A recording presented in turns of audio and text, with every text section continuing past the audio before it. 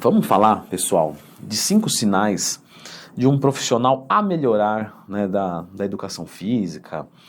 Então, algum professor, alguém que dá consultoria. E eu vou começar pedindo para você clicar no gostei, se inscrever no canal. Eu tô apaixonado por esse cachorro. Eu não consigo parar de olhar pro Floquinhos. Bom, Floquinhos, o nosso número 5 da lista que eu programei aqui, sabe o que que é? Aqueles profissionais bandidinhos que ficam criticando os outros para aparecer na internet. Então é conveniente pegar alguém que tem bastante mídia e fazer uma crítica usando o nome da pessoa, porque isso traz o público para ele, principalmente se a pessoa resolver responder. Como, por exemplo, o Cariani já fez algumas vezes. Até falei pro Cariani, você tem que parar de responder esses caras, porque você que tá dando palco para eles. Mas eu entendo que, né, às vezes a gente perde a cabeça.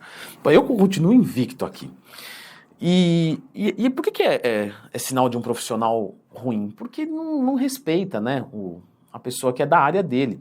Porque ele poderia fazer um vídeo, por exemplo, explicando o que ele quer explicar, defendendo o que ele quer defender, sem citar o outro, não é? Então é uma deselegância, porque coloca um outro numa posição desconfortável, e é uma sacanagem, porque você está usando o nome do outro, sendo que você não precisa usar o nome do outro. Caso, né, vamos supor que, mas eu discordo do Dudu Halush, um exemplo, né, Dudu é meu amigo, mas, discordo do Dudu Halush, tudo bem. Eu posso, né, mandar uma mensagem para ele e falar, Dudu, vamos fazer uma live? Porque eu discordo disso aqui, aí a gente debate, você fala uma coisa, eu falo outra, né?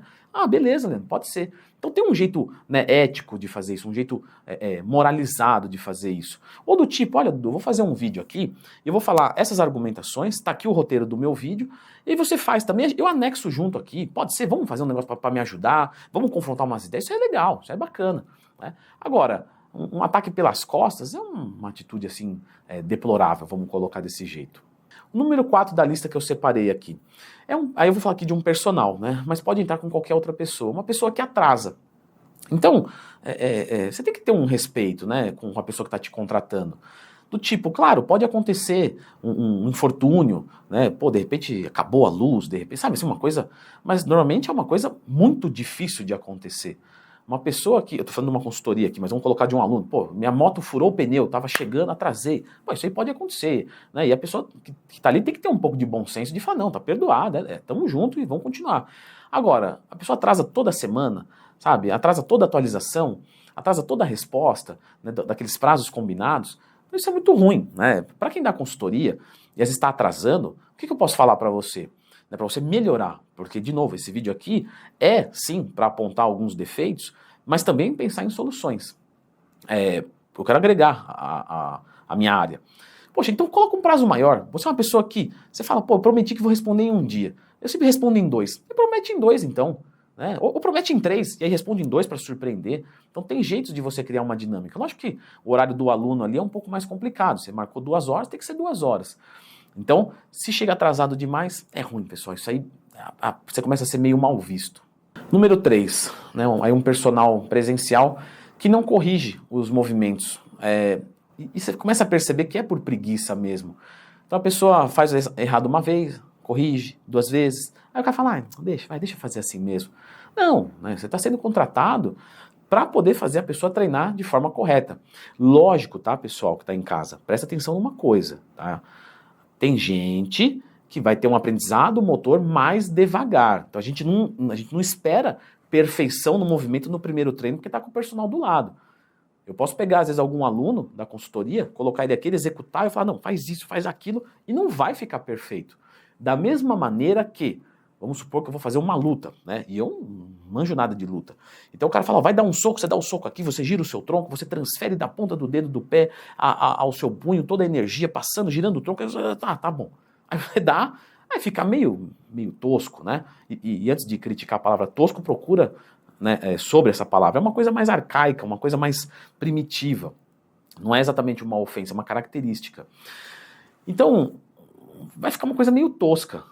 Mas eu estou com o movimento correto na minha limitação de hoje. E aí, com o tempo eu vou aperfeiçoando. De repente eu não girei o joelho. Isso aí vai dar problema. O professor já, gira o joelho, você esqueceu. Beleza, professor, desculpa, vamos lá de novo. E assim sucessivamente. Então existe um ritmo de aprendizado. Só que você percebe que tem gente que simplesmente largou, abandonou. Número 2.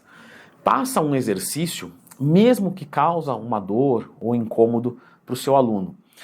Às vezes, tá, pessoal, é importante treinar com dor. Os amiguinhos fisioterapeutas, que inclusive tem vários aqui, com o Rafa Barros, por exemplo, vários vídeos, lembra de procurar dentro do Twin Mais Tema, e lá é muito explícito que, dependendo do tipo, né, de lesão, treinar é o que vai fazer essa lesão sair. Mas existem tipos de lesão, existem tipos de trabalho, existem tipos de dor. Então, se você está sentindo uma dor muito grande, o melhor, tá? O melhor, se o professor não tem a ciência do que é, talvez seja descontinuar esse exercício e orientar a pessoa a procurar um acompanhamento de um fisioterapeuta.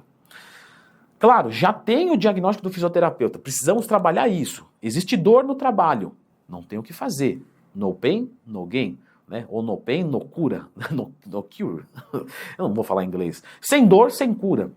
Tudo bem, mas você tem um diagnóstico. Se a pessoa não tem um diagnóstico, não sabe tratar aquilo, por exemplo, uma epicondilite. Tudo bem, a gente sabe que tem que fortalecer flexores, extensores de punho, dar uma alongada, tal, tudo bem.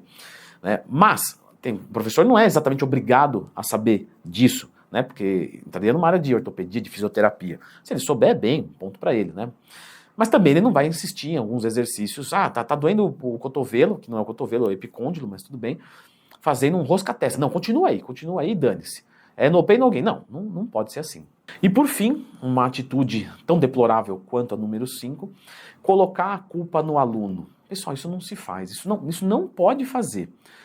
Imagina, a pessoa não conseguiu chegar no objetivo dela. Aí você fala, mas a culpa é sua. Não, né, a culpa é nossa. A culpa é nossa. Mesmo, vamos ser sinceros, mesmo que o professor saiba que a culpa é do aluno. Mas é desagradável, coloca o aluno num desestímulo, sabe? Então você fala, não, calma, vamos ver aonde a gente errou, vamos sentar aqui. Você sabe que o cara às vezes não treinou, não quis fazer, encheu a cara, não, mas tudo bem, mas não aponta o dedo.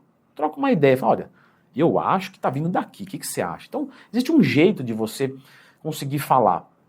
Claro que a gente tem personalidades, tem gente que é um pouco mais bruta, e tem gente, né, tem aluno que funciona com um pouco mais de brutalidade. É aí que tá. Então você tem que fazer ali uma leitura, ou ver com quem você se identifica mais. Mas no geral, colocar a culpa 100% no aluno é ruim, tá? De novo, existe às vezes quando é 100% do aluno? Existe, pessoal. Vamos ser sinceros, né? Pô, você monta um treino, passa, o cara vira as costas e não faz, a culpa não vai ser exatamente minha. O treino tá perfeito, o treino tá adequado, né? A pessoa não fez porque não quis. Mas eu iria por outro lado, entendeu? Vamos ver aqui, senta aqui, vamos trocar uma ideia, vamos começar devagar, vamos fazer diferente, né? Sempre pensar em solução, sempre se apegar numa coisa boa e não numa coisa ruim. Bom, eu esqueci alguma coisa? Se eu esqueci alguma coisa, né, escreva aqui nos comentários, que essa lista você pode agregá-la, certo?